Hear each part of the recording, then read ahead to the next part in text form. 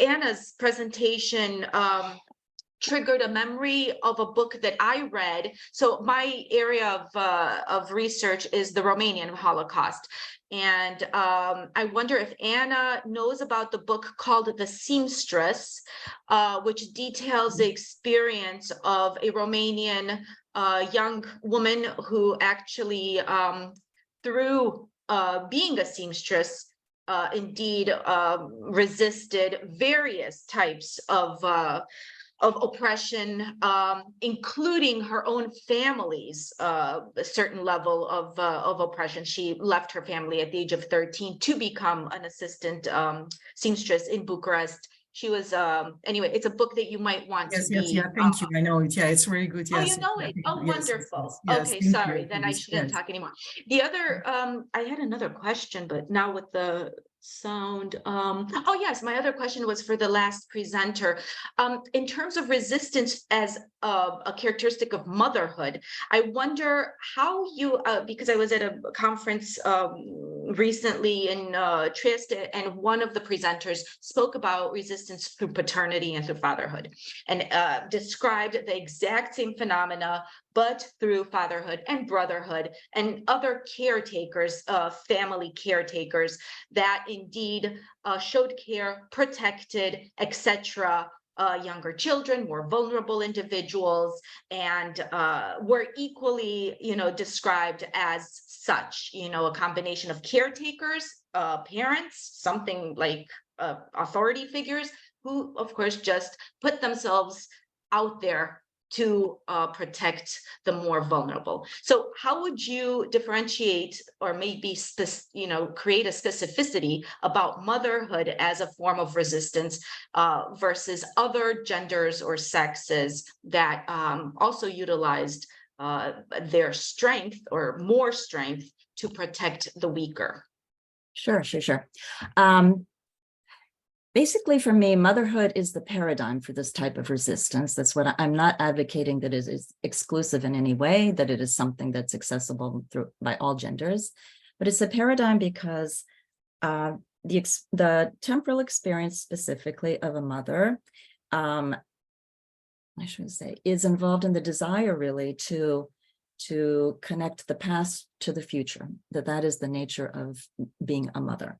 That you were born of a mother and then you produce the next generation, that there is always that potential. So there's a sense of continuity that pervades being a mother, or that defines being a mother. But in addition, as a mother, the experience is one of interruption. One is constantly interrupted.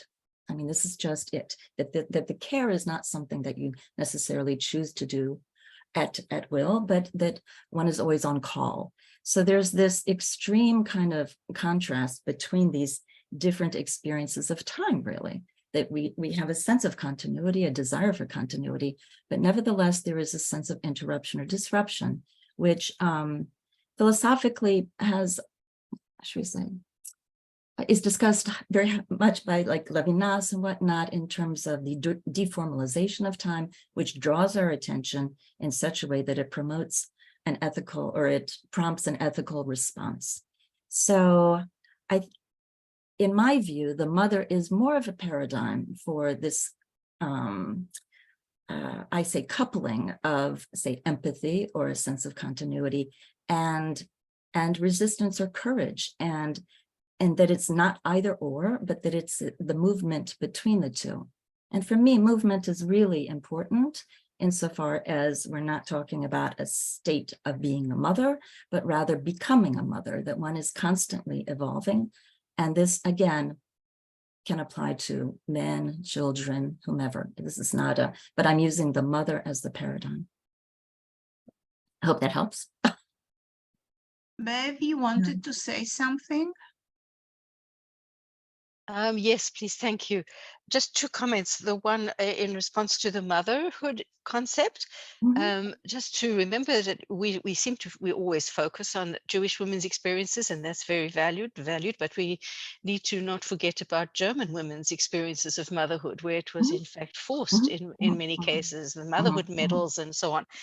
And just to remind us of the book by Claudia Kuntz on Mothers in the Fatherland, which was a very seminal writing on this many years ago and might help us. But the other comment I wanted to comment for Anna about the clothing and fashion is just to think about another facet of this wonderful and interesting story, that the clothing trade and working in clothing and hat making and so on became a means of survival after the war. I know that many of the immigrants who came to, certainly to Canada, to many other countries, came with the trade of being able to sew, and were used in the clothing trade and the schmatters, the rags trade, I suppose it might be called in some ways.